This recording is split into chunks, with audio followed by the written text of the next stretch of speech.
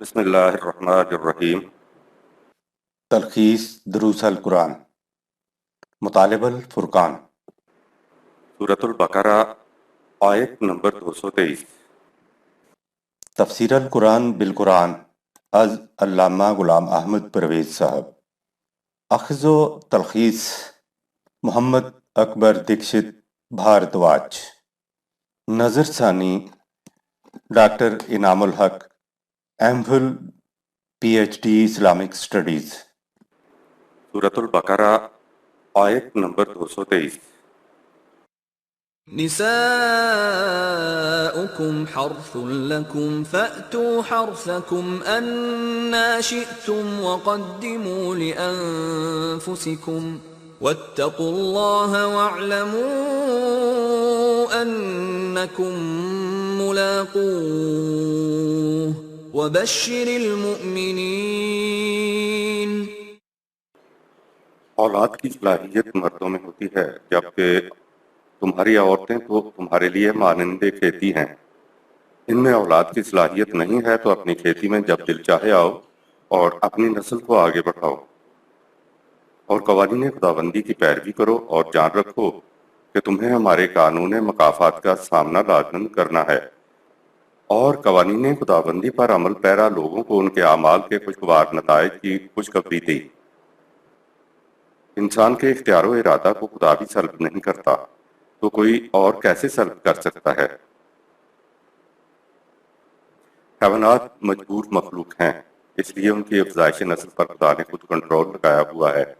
حیوانوں میں نر و مادہ مقاربت کی طرف اسی وقت رجوع کرتے ہیں جب فطرت کی طرف سے انہیں اشارہ ہو۔ اگر فطرت کی طرف سے اشارہ نہیں ہے تو نر و مادہ اکٹھے جنگل میں چلتے پھرتے رہتے ہیں، لیکن اس نیت سے کوئی ایک دوسرے کی طرف دیکھتا تک بھی نہیں۔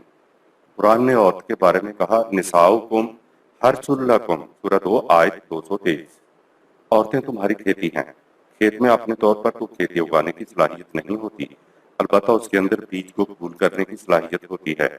کسان جس جنس کا بیج ڈالے گا وہی فصل کھیت سے اگے گی۔ یہاں سے معلوم ہوا کہ عورت میں لڑکا یا لڑکی پیدا کرنے کی صلاحیت نہیں ہے، عورت تو کھیت کی مانند ہے۔ لڑکے اور لڑکی کے جراثیم یا بیج مرد میں ہوتے ہیں۔ جس مرد میں لڑکی اور لڑکے کے جراثیم نہ ہوں اس کی بیوی کے ہاں اولاد ہی نہیں ہوتی، لہٰذا عورت کی وہی جگہ کھیتی ہے جو مرد کے نطفے کو پرورش کے لیے قبول کرے۔ کھیتی بھی کسان کے بیج کو پرورش کے لیے قبول کرتی ہے۔ حیوانات کی طرح انسان پر کنٹرول نہیں رکھا گیا، اس لیے کہا فاتو حرثکم انا شئتم، سورۃ 2 آیت نمبر 223۔ تو تم اپنی کھیتیوں میں جب دل چاہے آؤ، کسی قسم کی پابندی نہیں ہے۔ معیشت یا تو خدا کے عالم امر میں ہے یا مشیت عالم خلق میں انسان کی ہے۔ حیوانات میں مشیت نہیں ہوتی۔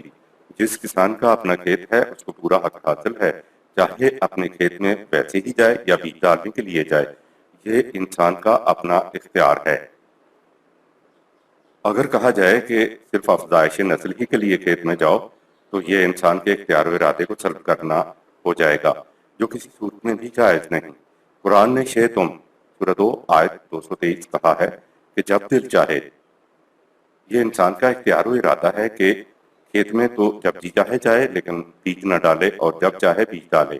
اگر انسانوں پر کھیت میں جانے کی کسی قسم کی قدغن لگائی جائے تو یہ زیادہ بہتر ہوتا کہ حیوانات کی طرح خود خدا فطری پابندی انسانوں پر بھی لگا دیتا۔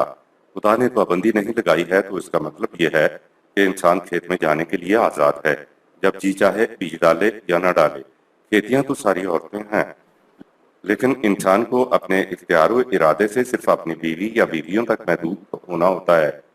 اپنے اختیار کو یوں استعمال کرنا شرف انسانیت ہے۔ جنسی جذبے کو آزاد چھوڑ دینا حیوانیت ہے۔ حیوانات فطرت کے اشارے پر جس قدر بھی ماداؤں سے جنسی تسکین کرنا چاہیں کر سکتے ہیں، کیونکہ حیوانوں پر اس بات کا کنٹرول نہیں رکھا گیا ہے۔ ایک مادہ یا 20 مادہ ہیں، ایک نر بیسیوں کی 20 مادہ کے ساتھ بھی اپنے جنسی جذبے کی تسکین کر سکتا ہے، لیکن انسان کے لیے تو خدا نے حدود مقرر کی ہوئی ہیں۔ ضبط خیش کے ذریعے حدود میں رہنا انسان کے اختیار و ارادے کا مظہر ہے، جبکہ حیوانات میں ضبط خیش نہیں ہوتا۔ اگر کوئی صرف اس وقت بیوی کی طرف رجوع کرنا چاہتا ہے جب اسے بچے کی ضرورت ہے تو اس کا اختیار و ارادہ اس بات کی بھی اجازت دیتا ہے، لیکن یہ اسی صورت میں ہو سکتا ہے جب بیوی بھی اسی وقت مرد کی طرف رجوع کرنے کے لیے تیار ہو جب بچے کی ضرورت ہے۔ اگر دو طرفہ ضبط پیش کا معیار ایسا ہی بلند ہے تو ٹھیک ہے، اگر کسی ایک فریق میں بھی ایسا بلند ضبط پیش نہیں ہے تو یہ ایک فریق کو جنسی جذبات کی تسکین سے محروم کرنا ہوگا، جسے کسی صورت میں بھی جائز قرار نہیں دیا جا سکتا۔ اوپر وضاحت کے تناظر میں وَقَدِّمُوا لِأَنفُسِكُمْ کا مفہوم فطرت نے جنسی جذبات کی تسکین میں لذت کا پہلو رکھ دیا ہے۔ اب کہا کہ صرف لذت ہی میں نہ پڑے رہو، اپنی ذات کی نشو و نما کی فکر بھی کرو، یعنی انسانیت کی فلاح و بہبود کے لیے ایسے اعمال کرو جس سے تمہاری ذات کی نشو و نما ہوتی چلی جائے۔ اگر صرف افزائش نسل کے لیے ہی بیوی کی طرف رجوع کرنا مقصود ہوتا تو فوراً بعد یہ وَقَدِّمُوا لِأَنفُسِكُمْ سورۃ 2 آیت 223 الفاظ کہنے کی ضرورت نہ تھی، کیونکہ پھر تو انسان کے پاس اپنی ذات کی نشو و نما کے لیے بڑا وقت ہوتا، کیونکہ ایسی کوئی پابندی نہیں ہے، اس لیے قرآن کو کہنا پڑا کہ صرف لذت ہی میں نہ پڑے رہے، اپنی ذات کی نشو و نما کی بھی فکر کرو۔ ذات کی نشو و نما کا طریقہ بتایا وَاتَّقُوا اللَّهَ سورۃ 2 آیت 223 قوانین خداوندی کے مطابق اپنی زندگی بسر کرو۔ ظاہر ہے کہ قوانین خداوندی کے مطابق زندگی بسر کرنے کا فطری نتیجہ انسانیت کی فلاح و بہبود ہے۔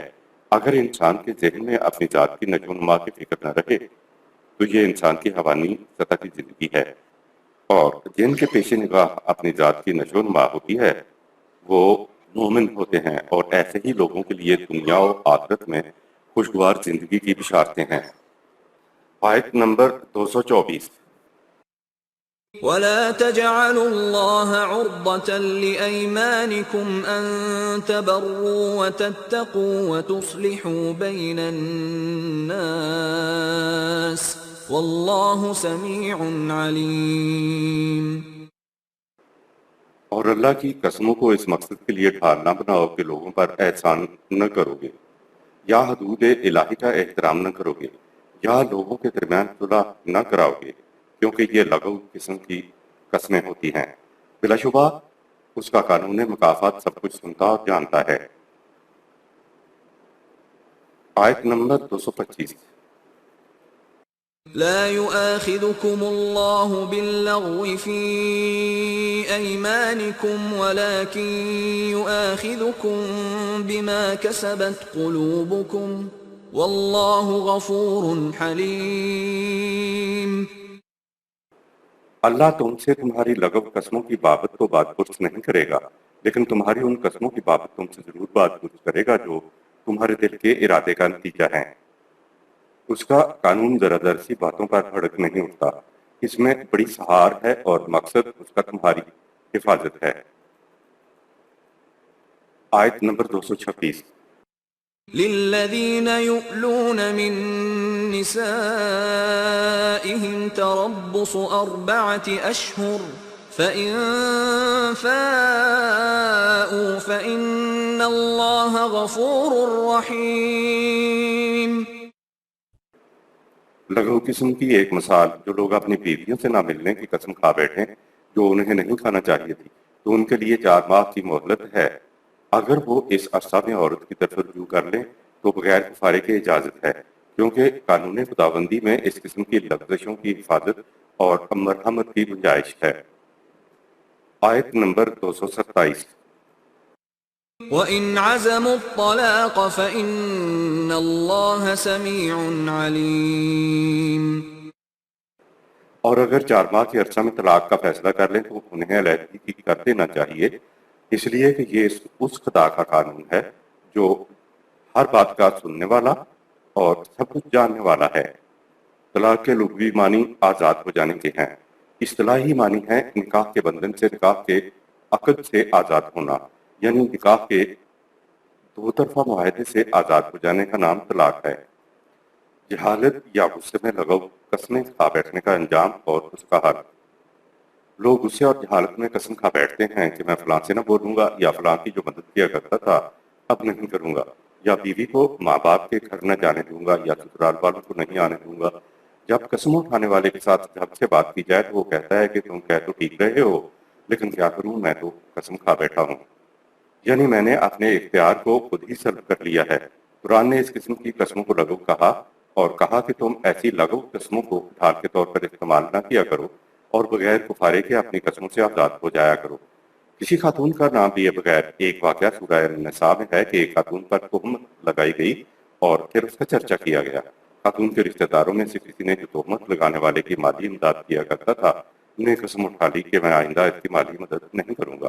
قرآن نے نگاہ میں وسعت اور ظرف میں کشادگی پیدا کرنے کے لیے کہا کہ ولا يأتل أولو الفضل منكم والسعة أن يؤتوا أولي القربى والمساكين والمهاجرين في سبيل الله. تہمت کے واقعہ کی وجہ سے کہیں یہ بات نہ ہو جائے کہ عام حالات میں جن اقربا، مساکین و مہاجرین کی تم مدد کیا کرتے تھے، تم ان کی مدد سے ہاتھ روک لو۔ احسان کے معاملے میں چاہے کسی سے دکھ بھی پہنچا ہو تو تعلیم یہ ہے کہ احسان مدد سے ہاتھ نہ روکو۔ قرآن نے قسموں کو دو حصوں میں تقسیم کر رکھا ہے۔ ایک تو لغو قسم کی وہ قسمیں ہیں جو جہالت میں غصے میں آ کر بغیر سوچے سمجھے پاک دی جاتی ہیں۔ قرآن کہتا ہے کہ ایسی قسموں کا کوئی مواخذہ نہیں اور نہ ہی کوئی جرمانہ یا سزا ہے، لیکن کہا کہ ایسا کرنا نہیں چاہیے۔ دوسری قسم قسموں کی یہ ہے کہ واقعی دل کے ارادے فیصلے سے تم نے قسم کھا لی۔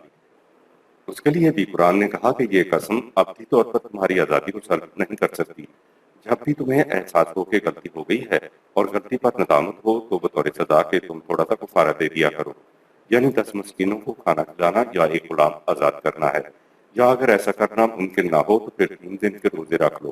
سورہ 5 آیت نمبر 99۔ تو پھر تم اس قسم کو چھوڑ سکتے ہو جس کا تم نے اپنے آپ کو پابند بنا لیا تھا۔ اگر بیوی کو جہالت میں ماں کہہ دیا ہے تو وہ سچ مچ ماں نہیں بن جاتی۔ ایسا کرنے کو ظاہر کہتے ہیں۔ اس کا کفارہ ایک دوسرے کو ہاتھ لگانے سے پہلے ایک غلام آزاد کرنا یا 2 ماہ کے لگاتار روزے رکھنا یا 60 مسکینوں کو کھانا کھلانا ہے۔ سورہ نمبر 33 آیات 3-4۔ کفارہ ادا کر کے دونوں پھر سے میاں بیوی کی طرح رہ سکتے ہیں۔ بیوی سے 4 ماہ تک تعلقات منقطع کرنے کی صورت میں عقد نکاح کو ختم کرنا ہوگا۔ ایسا ہوتا ہے کہ میاں نے قسم کھا لی ہمارے درمیان میاں بیوی کے تعلقات منقطع رہیں گے، یا بیوی نے قسم کھا لی کہ سسرال نہیں جاؤں گی اور شوہر سے کسی قسم کا تعلق نہیں رکھوں گی، تو ایسی صورت میں دونوں میاں بیوی نہ منقوحہ ہوتے ہیں اور نہ مطلقہ، دونوں درمیان میں لٹک جاتے ہیں کہ نکاح بھی ہے لیکن میاں بیوی والے تعلقات نہیں ہیں۔ اس بات کو دونوں کی مرضی پر نہیں چھوڑا جا سکتا۔ دونوں میں سے کسی کو موت آئے تب ہی دوسرا آزاد ہو سکتا ہے۔ قرآن نے میاں بیوی والے تعلقات جوڑنے کے لیے زیادہ سے زیادہ 4 ماہ کی مہلت دی ہے۔ اس مہلت میں فیصلہ کر لو کہ نکاح کو برقرار رکھنا ہے یا نہیں، تمہیں اجازت ہے۔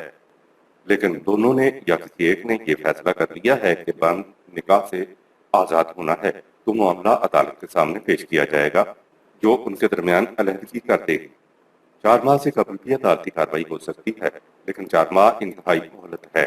میاں بیوی کے زناشویی کے تعلقات کو عارضی طور پر منقطع کر لینے کو الاء کہتے ہیں اور اسی کو عارضی طلاق سیپریشن بھی کہتے ہیں۔ آیت نمبر 228۔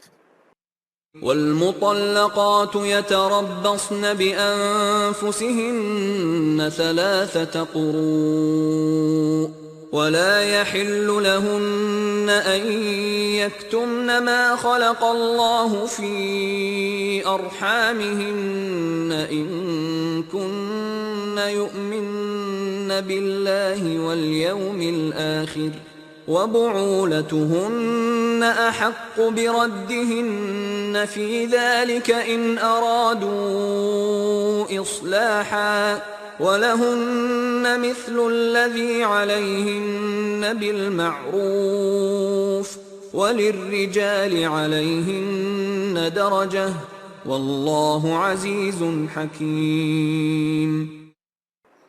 اور متعلقہ عورتیں اپنے آپ کو دوسری شادی کے لیے 3 حیض تک روکے رکھیں، اور اگر وہ قوانین خداوندی اور اخروی زندگی پر ایمان رکھتی ہیں تو ان کے لیے جائز نہیں کہ اللہ نے ان کے رحموں میں جو کچھ پیدا کیا ہے اس کو چھپائیں، اور اس عرصہ میں ان کے شوہر باہمی رضامندی سے ان کو لوٹانے کا زیادہ حقدار ہیں، بشرطے کہ وہ دونوں سازگاری کے تعلق ہوں، اور ان عورتوں کے لیے دستور کے مطابق اسی طرح حقوق ہیں جس طرح دستور کے مطابق ان پر ذمہ داریاں ہیں.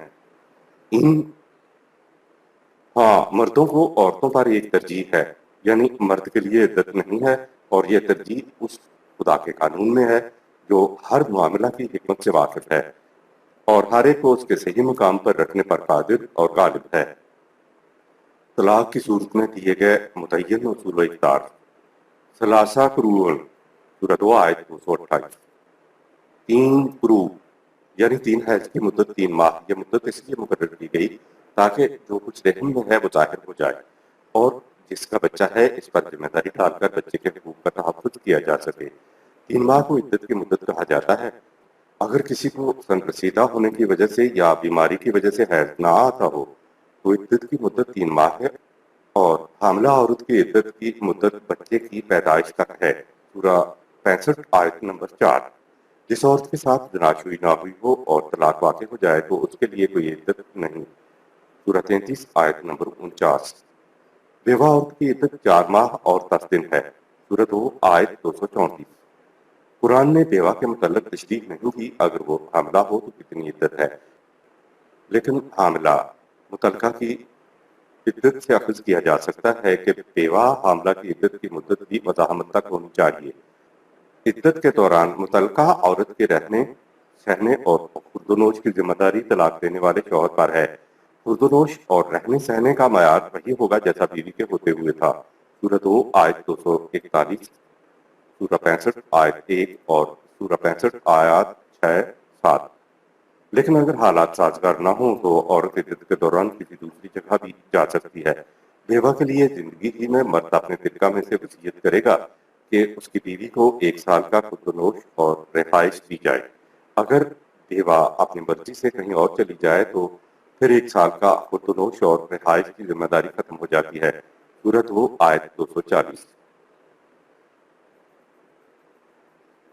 یہ جو کہا گیا ہے کہ بیوہ اسی گھر میں عدت کا عرصہ گزارے تو یہ بیوہ کے لیے سہولت کا بیان ہے، نہ کہ سزا دی گئی ہے. یہ جو ہمارے ہاں رواج کے طور پر کہا جاتا ہے کہ جس گھر میں خاوند مرے اسی گھر میں 4 ماہ 10 دن اپنے آپ کو بند رکھے تو یہ غلط ہے. پابند گھر کی سزا تو قرآن نے سورہ نساء میں فاحش عورتوں کے لیے تجویز کی ہوئی ہے. سورہ 4 آیت نمبر 15. کہا تو یہ گیا ہے کہ بیوہ کو 1 سال تک گھر سے نہ نکالا جائے، لیکن اگر بیوہ کے لیے متوفی کا گھر سازگار نہ ہو تو وہ کسی اور سازگار جگہ بھی جا سکتی ہے. ہمارے ہاں تو بیوہ کو گھر سے باہر قدم بھی نہیں رکھنے دیتے. یہ قرآن کا منشا نہیں ہے. متعلقہ کے بارے میں قرآن نے تو صرف یہ کہا ہے کہ اس دوران عورت کسی جگہ شادی نہیں کر سکتی. البتہ عدت کے دوران اگر مرد اور عورت میں حالات سازگار ہو گئے ہیں تو مرد کو یہ حق حاصل ہے کہ وہ اپنی متعلقہ عورت کی طرف رجوع کرے اور پھر سے میاں بیوی کی طرح رہنے لگے، بشرطے کہ دونوں خوش اسلوبی کے ساتھ رہنا چاہیں. سورہ 4 آیت نمبر 19. اس طرح مرد 2 طلاقوں میں سے 1 طلاق کا حق استعمال کر چکا ہوگا. کیونکہ مرد کے لیے کوئی عدت کی مدت نہیں ہے تو بس یہ ایک بات ہے جس میں مرد کو عورت پر فوقیت حاصل ہے. اس کو قرآن نے یوں بیان کیا کہ وَلِلرِّجَالِ عَلَيْهِنَّ دَرَجَاتٌ. سورہ 2 آیت نمبر 228. مردوں کو عورتوں پر ایک درجہ فوقیت حاصل ہے. اس کے معنی یہ نہیں ہے کہ مردوں کو عورتوں پر ہر طرح سے فضیلت حاصل ہے. بات تو آیت میں نکاح کی ہو رہی طلاق کی ہو رہی ہے تو یہ فضیلت اسی میں ہے کہ عورتوں کے لیے تو عدت ہے لیکن مردوں کے لیے عدت نہیں ہے. ورنہ وَلَهُنَّ مِثْلُ الَّذِي عَلَيْهِنَّ بِالْمَعْرُوفِ سورہ 2 آیت نمبر 228. مرد اور عورت کے حقوق و فرائض کی اقسام ہیں. اس فضیلت کے بارے میں کہا کہ واللہ عزیز حکیم. یہ اس خدا کے قوانین ہیں جو ہر معاملہ کی حکمت سے واقف ہے اور ہر ایک کو اس کے صحیح مقام پر رکھنے پر قادر اور غالب ہے. پرویز صاحب کی 2 حصوں پر مشتمل ایک کتاب پرانی قوانین ہے جس میں قرآن کریم کے تمام قوانین دیے گئے ہیں. مطالعہ میں مفید رہے گی. آیت نمبر 229. الطلاق مرتان فإمساك بمعروف أو تسريح بإحسان ولا يحل لكم أن تأخذوا مما آتيتموهن شيئا إلا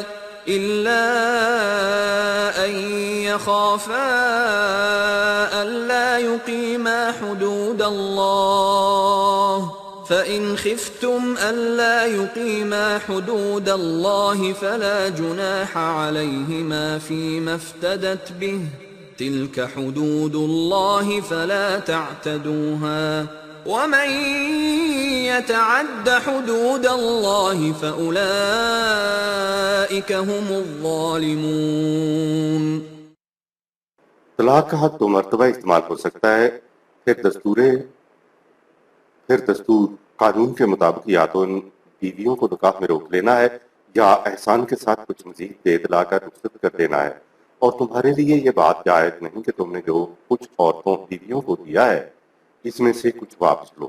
عورتوں بیویوں سے مال کی واپسی کا مطالبہ کرنے کی ایک صورت ہے کہ میاں اور بیوی دونوں کو اندیشہ ہو کہ وہ حدود اللہ پر قائم نہیں رہ سکتے، اور علیحدگی میں رکاوٹ محض مال کی واپسی ہے۔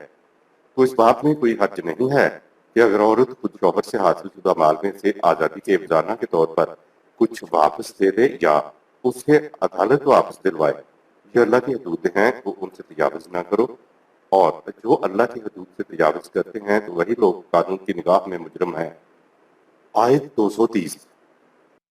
فإن طلقها فلا تحل له من بعد حتى تنكح زوجا غيره فإن طلقها فلا جناح عليهما أن يتراجعا إن ظنا أن يقيما حدود الله وَتِلْكَ حُدُودُ اللَّهِ يُبَيِّنُهَا لِقَوْمٍ يَعْلَمُونَ۔ بس دو مرتبہ طلاق کا حق استعمال کرنے کے بعد اگر وہ مرد تیسری مرتبہ بھی طلاق دے دے تو وہ عورت اس کے بعد اس شوہر کے لیے جائز نہیں ہے، تاکہ وہ اس کے سوا کسی دوسرے شخص سے نکاح نہ کر لے۔ بس اگر وہ دوسرا شوہر اس کو طلاق دے دے یا وہ وفات پا جائے تو پھر اس پر کوئی گناہ نہیں اگر وہ سابقہ شوہر اور یہ عورت پھر نکاح کر لیں، بشرطے کہ یہ دونوں بخوشی یہ توقع رکھتے ہوں کہ وہ اللہ کی حدود پر قائم رہ سکتے ہیں۔ یہ ہے عائلی زندگی سے متعلق قوانین کی حدود جنہیں اللہ ان لوگوں کے لیے واضح طور پر بیان کرتا ہے جو معاشرتی زندگی میں مصلحتوں کے علم سے دلچسپی رکھتے ہیں۔ قرآن کی روشنی میں طلاق کا طریقہ کار۔ الطلاق مرتان، طلاق دینے کا حق صرف دو مرتبہ ہے۔ طلاق طلاق طلاق چاہے 1000 بار بھی کہا جائے، رسول اللہ صلی اللہ علیہ وسلم کے دور میں اسے ایک ہی طلاق شمار کیا جاتا تھا۔ حضرت عمر رضی اللہ تعالیٰ عنہ نے طلاقوں میں اضافے کو دیکھ کر کہا کہ لوگوں نے طلاق کو مذاق بنا لیا ہے، لہٰذا اب ہم 3 کو 3 ہی شمار کریں گے۔ خدا نے طلاق کا حق 2 مرتبہ دیا ہے۔ شوہر نے طلاق دے دی ہے تو ایک صورت تو یہ ہے کہ عدت گزارنے کے بعد عورت نے کہیں شادی کر لی، دوسری صورت یہ ہے کہ عدت کے عرصہ میں مرد اور عورت دونوں سابقہ نکاح کی طرف رجوع کر سکتے ہیں، بشرطے کہ دونوں ایسا کرنے پر رضامند ہوں۔ یوں یہ دوبارہ میاں بیوی تو بن گئے، لیکن مرد اپنی 2 طلاقوں کے حق میں سے ایک طلاق کا استعمال کر چکا۔ اب مرد کے پاس صرف ایک بار طلاق دینے کا حق باقی بچ گیا۔ کچھ عرصہ بعد میاں بیوی میں ناچاکی ہو جاتی ہے اور شوہر طلاق دے دیتا ہے۔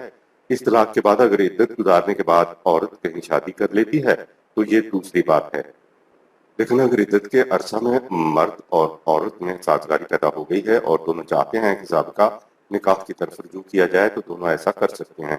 اب خدا نے مرد کو جو 2 مرتبہ طلاق کا حق دیا ہے مردوں سے استعمال کر چکا ہے، اب غلطی کی گنجائش نہیں ہے۔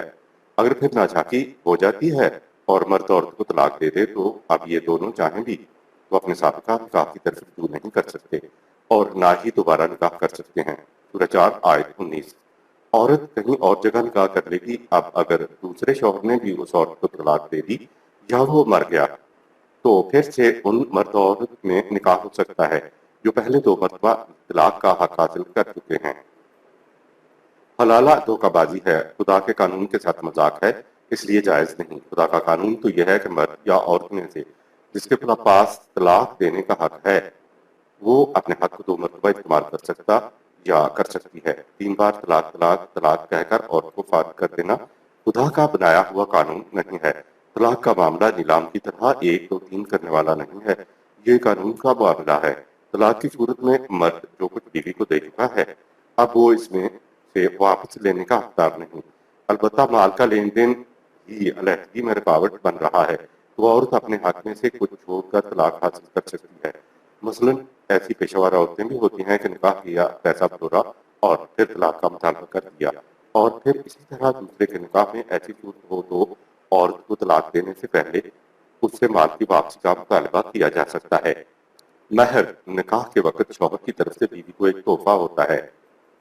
زوج کا قرآنی مفہوم: زوج ان دو چیزوں کو کہتے ہیں جن کے ملنے سے ان دونوں کے مقاصد پورے ہوں۔ گاڑی کے دونوں پہیے ایک دوسرے کے زوج ہیں۔ پہیے کا مقصد ہے کہ سفر طے کیا جائے۔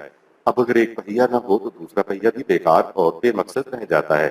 دونوں ہوں تو دونوں اپنا مقصد پورا کرتے ہیں، یا اگر ایک پہیہ خراب ہو تو بھی صحیح پہیہ بے مقصد رہ جاتا ہے۔ میاں اور بیوی ایک دوسرے کا زوج ہیں، نہ تو اکیلا مرد اور نہ ہی اکیلی عورت افزائش نسل کے کسی کا مقصد کو پورا کر سکتے ہیں۔ دونوں کی رفاقت سے ہی دونوں کے مقاصد پورے ہوتے ہیں، لہٰذا مرد اور عورت دونوں ایک دوسرے کے زوج ہیں۔ آیت نمبر 231۔ وَإِذَا طَلَّقْتُمُ النِّسَاءَ فَبَلَغْنَ أَجَلَهُنَّ فَأَمْسِكُوهُنَّ بِمَعْرُوفٍ أَوْ سَرِّحُوهُنَّ بِمَعْرُوفٍ وَلَا تُمْسِكُوهُنَّ ضِرَارًا لِتَعْتَدُوا وَمَنْ يَفْعَلْ ذَلِكَ فَقَدْ ظَلَمَ نَفْسَهُ وَلَا تَتَّخِذُوا آيَاتِ اللَّهِ هُزُوًا وَاذْكُرُوا نِعْمَةَ اللَّهِ عَلَيْكُمْ وَمَا أَنزَلَ عَلَيْكُمْ مِنَ الْكِتَابِ وَالْحِكْمَةِ يَعِظُكُمْ بِهِ وَاتَّقُوا اللَّهَ وَاعْلَمُوا أَنَّ اللَّهَ بِكُلِّ شَيْءٍ عَلِيمٌ۔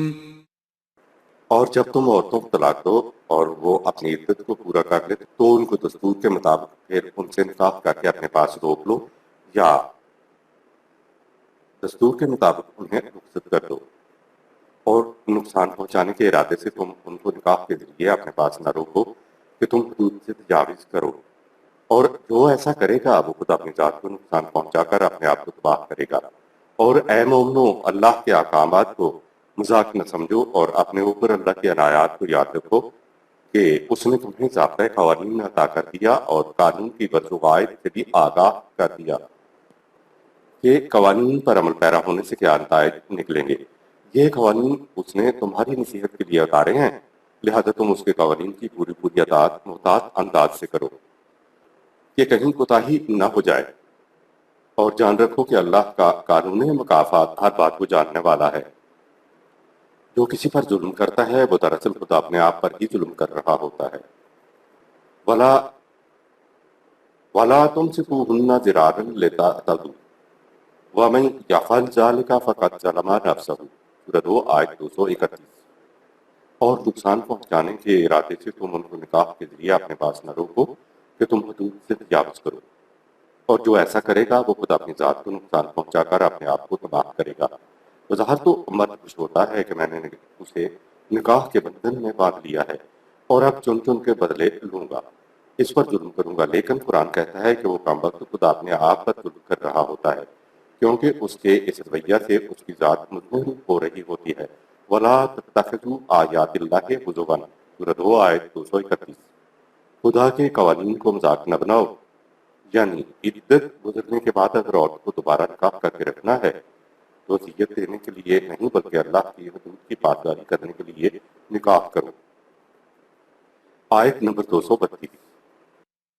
وَإِذَا طَلَّقْتُمُ النِّسَاءَ فَبَلَغْنَ أَجَلَهُنَّ فَلَا تَعْضُلُوهُنَّ أَن يَنكِحْنَ أَزْوَاجَهُنَّ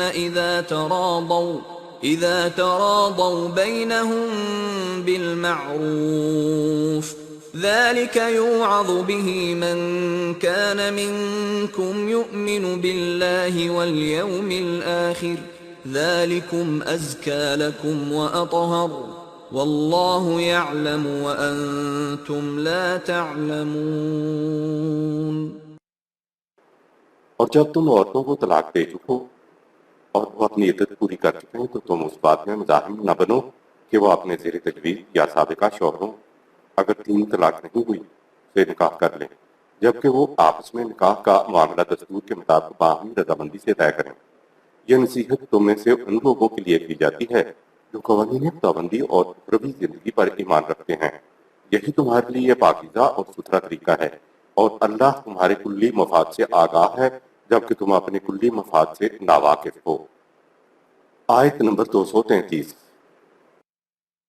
والوالدات يرضعن أولادهن حولين كاملين لمن أراد أن يتم الرضاعة وعلى المولود له رزقهن وكسوتهن بالمعروف لا تكلف نفس إلا وسعها لا تضار والدة بولدها ولا مولود له بولده وعلى الوارث مثل ذلك فإن أرادا فصالا عن تراض منهما وتشاور فلا جناح عليهما وَإِنْ أَرَدْتُمْ أَن تَسْتَرْضِعُوا أَوْلَادَكُمْ فَلَا جُنَاحَ عَلَيْكُمْ إِذَا سَلَّمْتُم مَّا آتَيْتُم بِالْمَعْرُوفِ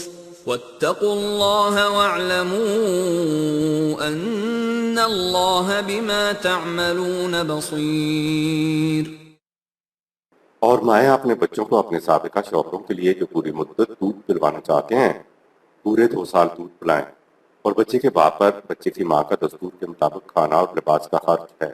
اصول یہ ہے کہ کسی پر اس کی طاقت سے زیادہ بوجھ نہ ڈالا جائے، اور نہ کسی ماں کو اس کے بچے کے سبب سے نقصان پہنچایا جائے، اور نہ کسی باپ کو اس کے بچے کے سبب سے، اور اس دوران میں باپ فوت ہو جائے تو اسی طرح کی ذمہ داری وارث پر بھی ہے، اور پھر دونوں بچے کی ماں، باپ یا وارث باہمی رضامندی سے قبل از وقت دودھ چڑھانا چاہیں تو کوئی حرج نہیں، اور اگر تم اپنے بچوں کو کسی اور سے دودھ پلوانا چاہو تو اس میں بھی کوئی قباحت نہیں ہے، جبکہ تم ان ماؤں کو دستور کے مطابق وہ کچھ ادا کرو جو تم نے دینے کا وعدہ کیا ہے، اور تم ہمیشہ محتاط انداز میں قانون خداوندی کی اطاعت کرتے رہو، اور جان رکھو کہ خدا کا قانون مکافات عمل تمہارے ہر عمل اور تمہاری ہر پوشیدہ نیت تک پر نگاہ رکھتا ہے۔ رضاعت اور عورت کے لیے نان و نفقہ کا مسئلہ۔ بچے کو دودھ پلانے کو رضاعت کہتے ہیں۔ قرآن کریم نے یہ حکم کہیں نہیں دیا کہ ماں اپنے بچے کو کتنے عرصہ دودھ پلائے، یہ تو ماں پر منحصر ہے کہ وہ کتنا عرصہ دودھ پلا سکتی ہے۔ ایسی صورت بھی ہو سکتی ہے کہ ماں کی چھاتی میں دودھ ہی نہیں ہے، یا بچہ دودھ کو ہضم ہی نہیں کر پا رہا ہے۔ قرآن نے دودھ پلانے کا عرصہ متعین نہیں کیا، اگرچہ قرآن میں ہے کہ حمل اور دودھ پلانے کا وقفہ 2.5 سال ہے، سورہ 46 آیت 15۔ دوسری جگہ 2 سال بھی کہا ہے، آیت 31 سورہ 31 آیت نمبر 14۔ یہ حکم نہیں ہے بلکہ ترغیب ہے۔ قرآن کسی کو مجبور نہیں کرتا۔ اگر ماں بخوشی دودھ پلانا چاہتی ہے تو 2 سال بچے کو دودھ پلائے، لیکن اگر عورت شادی کرنا چاہے اور ہونے والے شوہر کی طرف سے دودھ پلانے کی اجازت نہیں ہے تو عورت 2 سال سے پہلے بھی دودھ پلانا چھوڑ سکتی ہے۔ ایسی صورت میں بچے کے والد کو یا بچے کے ورثاء کو دوسری عورت سے دودھ پلوانا ہوگا۔ قرآن نے بچوں کی سرپرستی کے لیے قانون نہیں دیا ہے، بچے کے باپ یا ورثاء کا فرض ہوگا کہ دودھ پلانے کے عرصے میں دودھ پلانے والی ماں کے نان و نفقہ کا خرچ جیسا بیوی ہوتے ہوئے اس کا تھا برداشت کریں۔ اصول یہ ہے کہ کسی پر اس کی وسعت سے زیادہ بوجھ نہ ڈالا جائے۔ دوسرا اصول یہ ہے کہ بچے کی وجہ سے ماں کو ناحق تکلیف نہ پہنچے اور نہ ہی اس کے باپ کو ناحق تکلیف پہنچے۔ باپ کی وفات کی صورت میں بچے کی پرورش کی ذمہ داری ورثاء پر ہوگی۔ آیت نمبر 234۔ والذين يتوفون منكم ويذرون أزواجا يتربصن بأنفسهن 4 أشهر و10 فإذا بلغن أجلهن فلا جناح عليكم فيما فعلن في أنفسهن بالمعروف واللہ بما تعملون خبیر۔ اور تم میں سے جو لوگ مر جائیں اور اپنے پیچھے اپنی بیوہ چھوڑ جائیں تو وہ بیوہ عورتیں اپنے بارے میں نکاح ثانی کے لیے 4 ماہ 10 دن تک انتظار کریں۔ پھر جب وہ اپنی عدت پوری کر لیں تو دستور کے مطابق جو کچھ وہ اپنے لیے فیصلہ کریں اس کا انہیں اختیار ہے۔ ان کے فیصلہ کا تم پر کوئی الزام نہیں ہوگا۔ یاد رکھو جو کچھ تم کرتے ہو اللہ سے آگاہ ہے۔ قرآن نے متعلقہ حاملہ کے لیے عدت وضع حمل تک بتائی ہے۔ اس پر استنباط کر کے ہم یہ عقد کرتے ہیں کہ حاملہ بیوہ کی عدت بھی وضع حمل ہی ہوگی۔ آیت نمبر 235۔ ولا جناح عليكم فيما عرضتم به من خطبة النساء أو أكننتم في أنفسكم علم الله أنكم ستذكرونهن ولكن لا تواعدوهن سرا إلا أن تقولوا قولا معروفا ولا تعزموا عقدة النكاح حتى يبلغ الكتاب أجله واعلموا أن الله يعلم ما في أنفسكم فاحذروه واعلموا أن الله غفور حليم۔ ان بیوہ عورتوں کی عدت کے دوران اگر تم اشارتاً و کنایتاً ان سے نکاح کی بابت کہہ دو یا اپنے دل میں ان سے نکاح کا ارادہ پوشیدہ رکھو تو اس میں کوئی حرج نہیں۔ خدا کو اس کا علم ہے کہ تمہیں ان سے نکاح کرنے کا خیال تو آئے گا ہی، لیکن خفیہ طور پر ان سے نکاح کا وعدہ مت لے لو۔ ہاں، دستور کے مطابق ان سے بات چیت کر سکتے ہو، لیکن جب تک عدت ختم نہ ہو جائے عدم نکاح پختہ کر کے نہ بیٹھ جاؤ۔ اور یاد رکھو اللہ جانتا ہے جو کچھ تمہارے دلوں میں ہے، تو اس کی قوانین کی اطاعت بڑے ہی محتاط انداز میں کرو تاکہ تمہارا معاشرہ غلط روی سے بچ جائے۔ اور یہ بھی جان رکھو کہ بلا شبہ اللہ کے قوانین بڑے ٹھہراؤ اور سعادت کے حامل ہیں اور دنیا و آخرت کی زندگی میں حفاظت محم پہنچاتے ہیں۔ قرآن کریم عورت کی بے بسی کے عالم میں اس کے جذبات کا استحصال کرنے کی اجازت نہیں دیتا۔ طلاق کی صورت میں یا بیوہ ہو جانے کی صورت میں عورت کے دل میں عجیب قسم کے جذبات ہوتے ہیں۔ وہ جلدی نکاح ثانی کے لیے فیصلہ نہیں کر سکتی اور کرے بھی تو ہو سکتا ہے وہ غلط ہو جائے۔ اس لیے پہلے تو بیوہ کے نان و نفقہ کا بندوبست کر کے بیوہ کی حفاظت کا بندوبست کیا تاکہ بیوہ اپنے آپ کو بے سہارا نہ سمجھے اور اس عرصہ میں اس کے جذبات اعتدال پر آ جائیں۔ اس لیے کہا کہ دوران عدت بیوہ اور متعلقہ سے نکاح ثانی کا پختہ وعدہ نہ لے لیا کرو، البتہ معروف طریقے سے ان تک اپنا پیغام پہنچا سکتے ہو تاکہ وہ ٹھنڈے مزاج کے ساتھ اپنے لیے کوئی بہتر فیصلہ کر سکیں۔ لفظ حلیم کا عربی مفہوم اونٹ توانا، تندرست اور اقامت والا ہو اور مزاج اس کا اعتدال پہ ہو اور وہ بیٹھا بڑی اطمینان سے جگالی کر رہا ہو۔ بچے آتے ہیں کھیل کے طور پر، کوئی اس کے اوپر چڑھ رہا ہے، کوئی اس کے کان میں روک رہا ہے، کوئی گردن میں لٹک رہا ہے، لیکن وہ نہایت اطمینان سے اس طرح بیٹھا جگالی کرتا رہے۔ وہ ذرا سی بات پر بھڑک نہیں اٹھتا، مارنے کے لیے نہیں دوڑتا، بچوں کو کاٹتا نہیں، خندہ پیشانی کے ساتھ بیٹھا جگالی کرتا رہتا ہے۔ تو ایسے مزاج والے اونٹ کو عرب حلیم کہتے تھے۔ لہٰذا ایسا شخص جو چھوٹی چھوٹی بات پر اشتعال میں نہیں آتا، بھڑک نہیں اٹھتا، اشتعال انگیز حالات میں بھی وہ اپنے اعصاب پر کنٹرول رکھتا ہے اور ضابطہ و قانون کو ہاتھ سے نہیں جانے دیتا، کوئی بے سمجھی بات نہیں کرتا، تو ایسے سہار و برداشت والے شخص کو حلیم کہتے ہیں۔ آیت نمبر 236۔ لا جناح عليكم إن طلقتم النساء ما لم تمسوهن أو تفرضوا لهن فريضة ومتعوهن على الموسع قدره وعلى المقتر قدره متاعا بالمعروف حقا على المحسنين۔ اور اگر تمہیں عورتوں کو اس صورت میں طلاق دینا پڑ جائے کہ نہ ان کو چھوا ہو اور نہ ان کا مہر مقرر کیا گیا ہو تو ان کو مہر ادا نہ کرنے میں کوئی حرج نہیں، البتہ دستور کے مطابق کچھ ساز و سامان یا رقم دے کر رخصت کرو۔ صاحب وسعت اپنی وسعت کے مطابق اور غریب اپنی وسعت کے مطابق۔ اس قسم کا حسن کارانہ سلوک توازن بدوش زندگی بسر کرنے والوں پر واجب ہے۔ آیت نمبر 237۔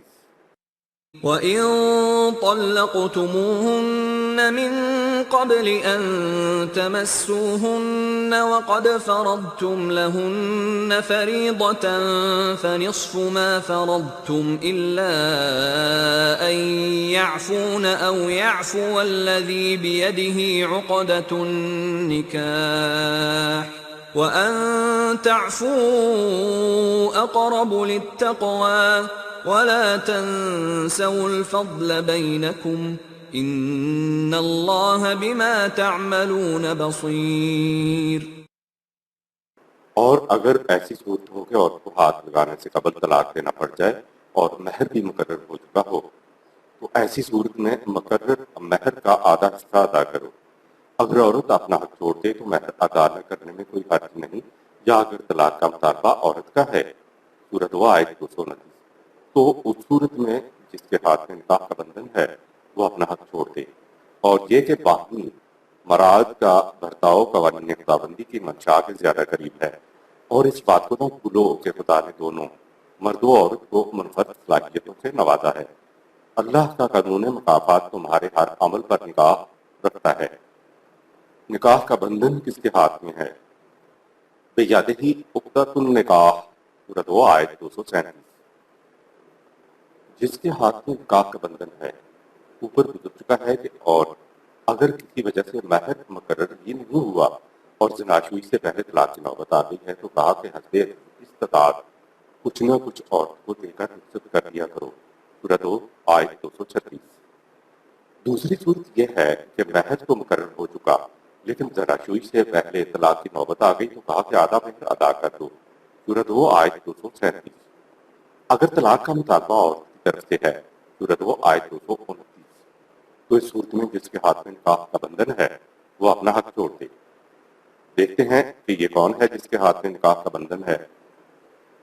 نکاح کا معاہدہ تو مرد و عورت کی باہمی رضامندی سے ہوگا۔ دونوں میں سے اگر ایک راضی نہیں ہے تو نکاح کا معاہدہ نہیں ہو سکتا۔ شادی کرتے ہوئے وہ اکیلے ہوتے ہیں، لہذا باہمی رضامندی سے چند گواہوں کی موجودگی میں نکاح کا معاہدہ ہو جاتا ہے۔ لیکن طلاق کی صورت میں بیوی بچوں کے حقوق کا تحفظ کا سوال پیدا ہو جاتا ہے۔ نکاح سے پہلے تو یہ حالت تھی کہ اگر عورت ہاں نہیں کرتی تو معاہدہ ہی نہیں ہو سکتا تھا۔ جو ہی عورت نے ہاں کی تو علماء کرام نے سارے حقوق مرد کو دے دیے۔ اب بیچاری عورت آزاد ہونے کے لیے عدالتوں کے چکر لگا رہی ہے اور مرد کھڑے کھڑے 3 طلاقیں دے کر آزاد ہو جاتا ہے، کیونکہ علماء کرام کے نزدیک نکاح کا بندھن مرد کے ہاتھ میں ہے۔ یہ مرد و عورت دونوں کے ساتھ مساوی سلوک نہیں ہے۔ قرآن کی روح سے دونوں ایک دوسرے کو آزادانہ طور پر نہیں چھوڑ سکتے۔ جب بھی میاں بیوی میں کشیدگی پیدا ہو تو معاشرے کے لیے ضروری ہے کہ وہ اس معاملے کو اپنے ہاتھ میں لے، کیونکہ یہ دونوں جذبات میں الجھ گئے ہیں، آپس میں یہ طے نہیں کر سکیں گے اور بات بڑھتی چلی جائے گی، لہٰذا ایک تیسری پارٹی کا آنا ضروری ہو گیا۔ قرآن کہتا ہے کہ ایسی صورت میں ایک حکم ثالثی عورت کے خاندان سے اور ایک حکم مرد کے خاندان سے ہو، سورہ 4 آیت نمبر 35۔ معلوم ہوا کہ یہ تیسری پارٹی مرد اور عورت کی طرف سے ایک حکم مقرر کرے گی۔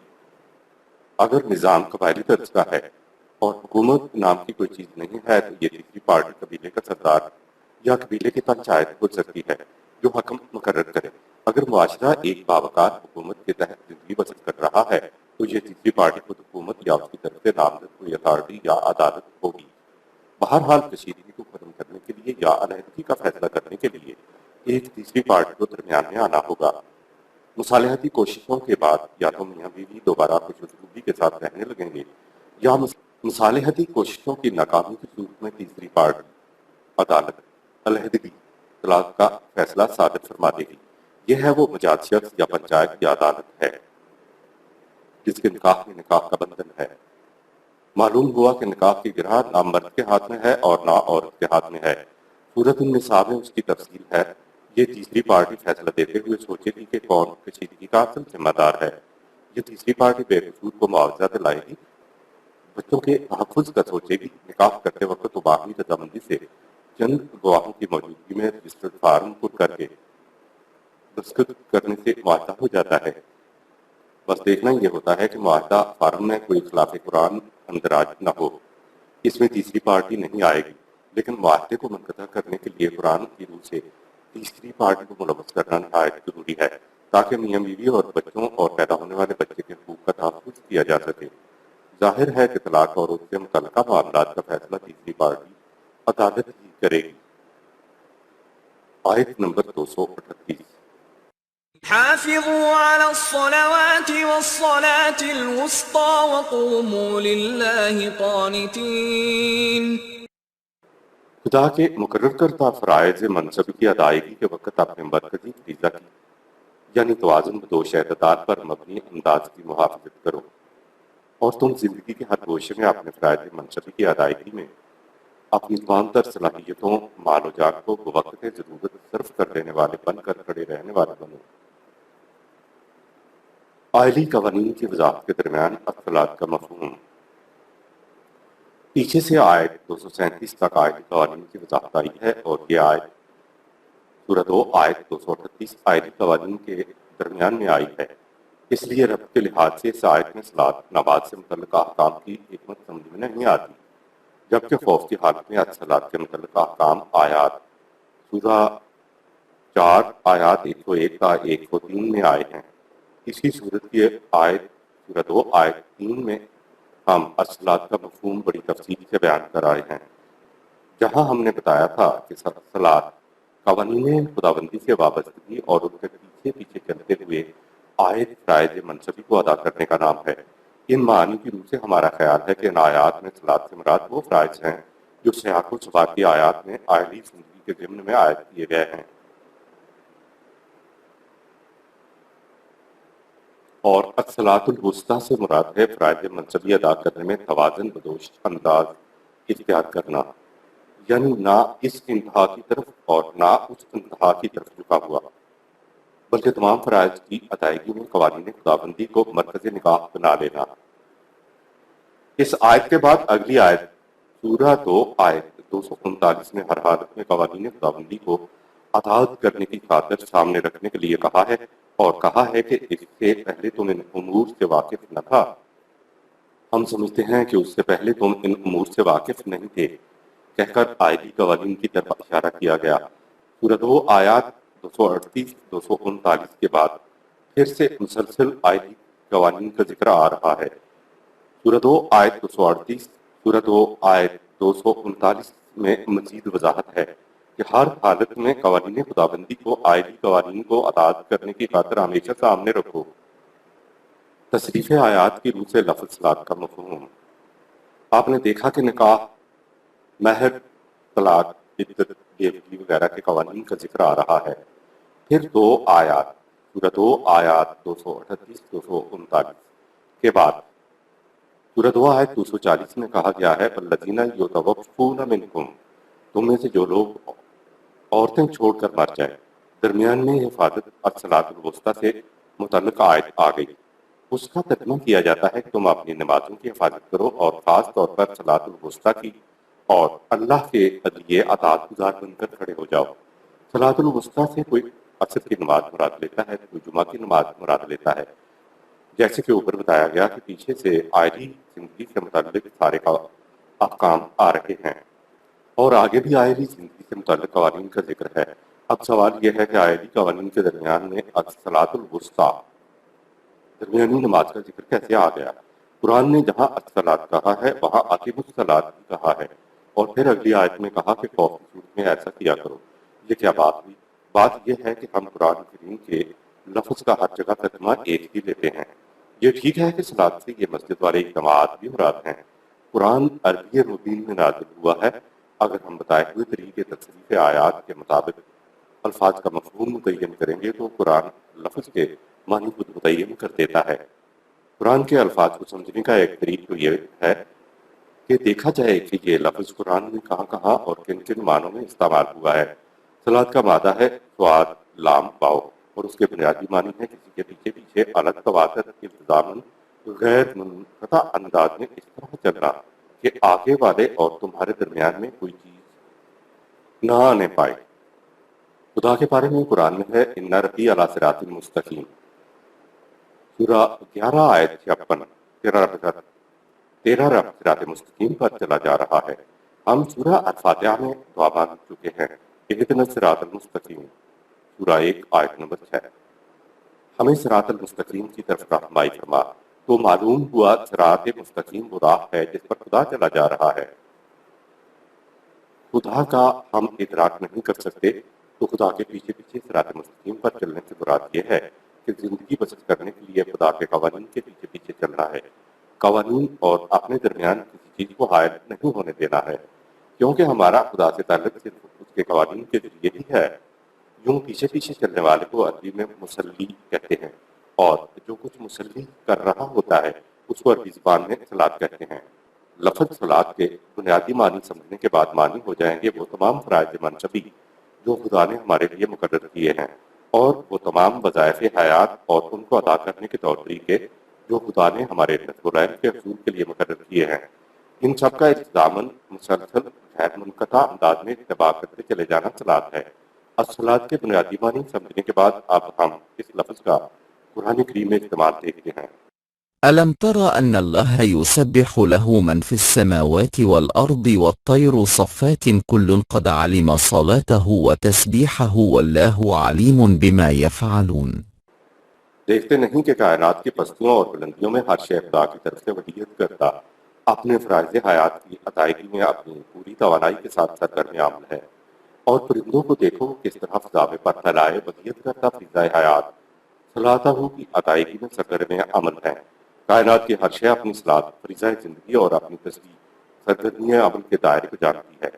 اشیاء کائنات کی صلاۃ و تسبیح کی ادائیگی خدا کے اسلوب وحی کی وجہ سے ہے، جو ہر جگہ پھیلا ہوا ہے اور جسے ہر شے میں ودیت کر دیا گیا ہے، اور خدا کو بھی علم ہوتا ہے کہ کون کیا کر رہا ہے۔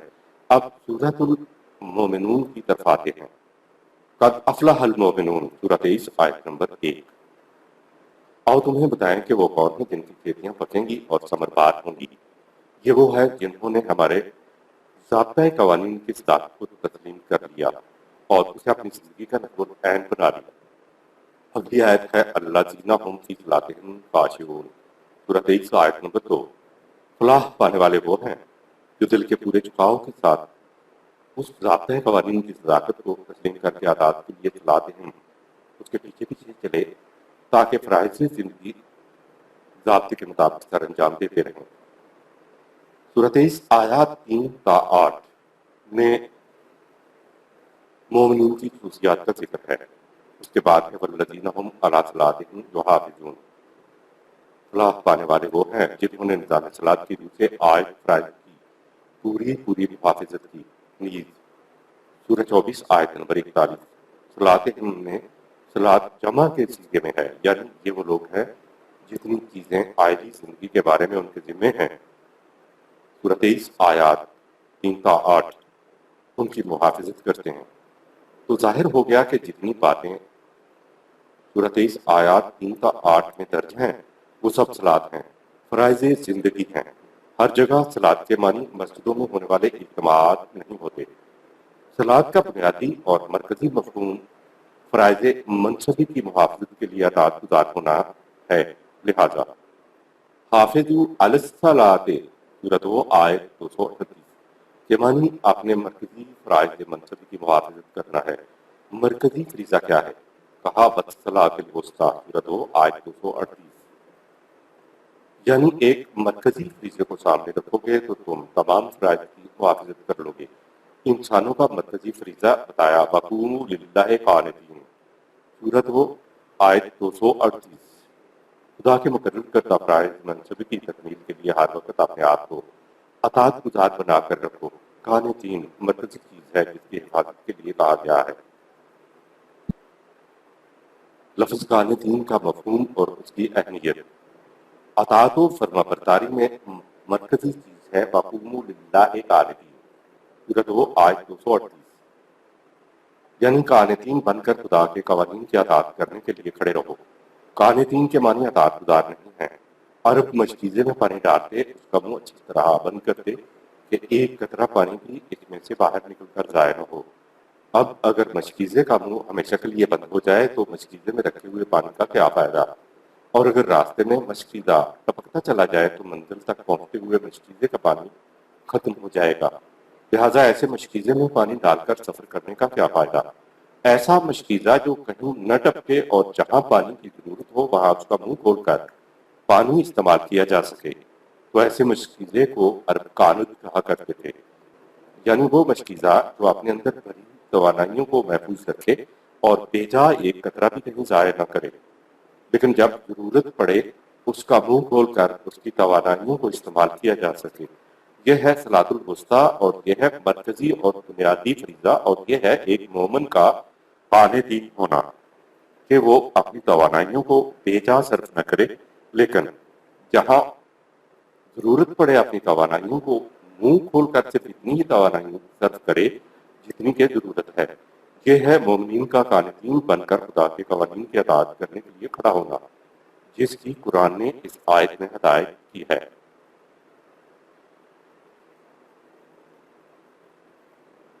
مومنین کے لیے قانتین کا لفظ آیا ہے تو مفہوم یہ ہو جائے گا کہ اپنی تمام تر صلاحیتوں کو، اپنی تمام تر توانائیوں کو، اپنی استطاعت اور استطاعتوں اور قابلیتوں کو محفوظ رکھو، دیکھنا ایک قطرہ بھی بے جا نہ ٹپکنے پائے۔ پھر بخیل بھی نہ بنو کہ ان صلاحیتوں کو صرف اپنی ذات کے لیے مخصوص کر لو۔ اگر نظام کو مال کی ضرورت ہے تو دے دو، اگر جان کی ضرورت ہے تو وہ بھی دے دو، کیونکہ اے جماعت مومنین تمہاری حیثیت قانت ہے۔ ضرورت کے وقت بھی مشکیزے کا منہ بند رہے تو سفر میں اس کا بوجھ وبال بن جاتا ہے۔ یاد رکھو تم نے اپنی توانائیوں کو، مال و جان کو ضرورت کے وقت صرف کرنے کے لیے محفوظ رکھا ہوا تھا۔ یہ ہے صلاحیتوں، مال و جان کا بوجھ، جسے ضرورت کے وقت صرف نہ کیا جائے تو جہنم میں لے جاتا ہے۔ دوسرے مقام پہ ہے جمع مالا و عددا، مال جمع کرتا ہے اور گنتا رہتا ہے۔ دوسری جگہ ہے کہ وہ تھیلی میں ڈال کر تھیلی کا منہ کس کر باندھ دیتا ہے، یعنی جہاں کھولنے کی ضرورت ہے وہاں بھی نہیں کھولتا۔ قان وہ ہوتا ہے جو کس کر تو نہیں باندھتا ہے، لیکن جہاں انسانیت کو یا نظام کو ضرورت ہے وہاں صلاحیتوں، مال اور جان کی تھیلی کا منہ کھول دیتا ہے۔ اسراف یہ ہے کہ جہاں ضرورت نہیں بھی ہے وہاں بھی صلاحیتوں، مال اور جان کی تھیلی کو کھول دیا جائے۔ امید ہے اب بات سمجھ میں آ جائے گی۔ پیچھے سے آئلی قوانین اور ان کی تجزیات دی جا رہی تھیں، آگے آیت سورہ 240 اور آگے بھی آئلی قوانین کے ذکر کا سلسلہ جاری رہتا ہے۔ درمیان میں یہ ٹکڑا حافظوا علی الصلاۃ والصلاۃ الوسطیٰ وقوموا للہ قانتین، سورہ 2 آیت 238 آ گیا۔ صلاۃ کا مفہوم ہم پیچھے متعین کر آئے ہیں کہ اس سے مراد وہ فرائض منصبی ہیں جو خدا نے ہمارے لیے مقرر کیے ہیں۔ ہمارے نزدیک اس آیت کا مفہوم سیاق و سباق کو پیش نظر رکھ کر یہی بنتا ہے کہ خدا کے مقرر کردہ فرائض منصبی کی ادائیگی کے وقت اپنے مرکزی فریضہ کی، یعنی توازن بدوش اعتدال پر مبنی انداز کی محافظت کرو، اور تم زندگی کے ہر گوشے میں اپنے فرائض منصبی کی ادائیگی میں اپنی تمام تر صلاحیتوں، مال و جان کو وقت ضرورت صرف کر دینے والے بن کر کھڑے رہنے والے بنو۔ لفظ قانتین نے وضاحت کر دی کہ زندگی کے فرائض منصبی کی ادائیگی میں قانتین بن کر ہر وقت کھڑے رہنا ہے۔ آیت نمبر 239۔ فَإِنْ خِفْتُمْ فَرِجَالًا أَوْ رُكْبَانًا فَإِذَا أَمِنْتُمْ فَاذْكُرُوا اللَّهَ كَمَا عَلَّمَكُمْ مَا لَمْ تَكُونُوا تَعْلَمُونَ۔ فرائض منصبی کی ادائیگی میں چاہے خوف کی حالت میں پیادہ چل رہے ہوں یا سواری پر ہوں یا امن کی حالت میں ہوں، زندگی کے ہر شعبہ میں قوانین خداوندی کو اطاعت کے لیے اس طرح سامنے رکھو جس طرح قانتین لفظ سے تمہیں بتایا گیا ہے۔ تم اس سے پہلے نائلی امور سے واقف نہیں تھے۔ آیت نمبر 240۔ والذين يتوفون منكم ويذرون أزواجا وصية لأزواجهم متاعا إلى الحول غير إخراج فإن خرجن فلا جناح عليكم فيما فعلن في أنفسهن من معروف والله عزيز حكيم۔ تم میں سے جو لوگ عورتیں چھوڑ کر مر جائیں وہ اپنی زندگی ہی میں اپنی بیویوں کے متعلق وصیت کر جائیں کہ سال بھر تک انہیں گھر سے نہ نکالا جائے اور انہیں سامان زندگی دیا جائے، لیکن اگر وہ خود چلی جائیں اور دستور کے مطابق اپنے لیے فیصلہ کر لیں تو اس سے تم پر کوئی الزام نہیں آتا۔ یاد رکھو اللہ کا قانون بڑی قوت والا ہے، لیکن اس کے ساتھ حکمت پر مبنی بھی ہے۔ آیت نمبر 241۔ وَلِلْمُطَلَّقَاتِ مَتَاعٌ بِالْمَعْرُوفِ حَقًّا عَلَى الْمُتَّقِينَ۔ اور متعلقہ عورت کو بھی عدت کے عرصہ میں دستور کے مطابق سامان زندگی بہم پہنچانا ہے۔ یہ ان لوگوں پر واجب ہے جو قوانین خداوندی کی دل جمعی کے ساتھ اطاعت کرتے ہیں۔ آیت نمبر 242۔ كَذَلِكَ يُبَيِّنُ اللَّهُ لَكُمْ آيَاتِهِ لَعَلَّكُمْ تَعْقِلُونَ۔ اس طرح اللہ اپنے قوانین کو واضح طور پر بیان کر دیتا ہے تاکہ تم عقل و فکر سے کام لے کر انہیں سمجھ جاؤ۔